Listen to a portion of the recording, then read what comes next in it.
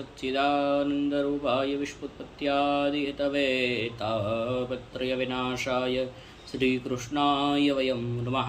आवलाव श्रीमद्भागवत એટલે દિવ્ય ભાગવતજીમાં એકવાર ભગવાન વ્યાસને ભગવાન નારદ પ્રશ્ન કરે છે। દેવર્ષિ નારદ વ્યાસને પ્રશ્ન કરીને લખે છે, શ્રી નારદ ઉવાચ ભવતાનુદિतं પ્રાય યશો ભગવતોમલં યેને વાસો ન તુષ્યેદ મન્યદૃશમખિલમ।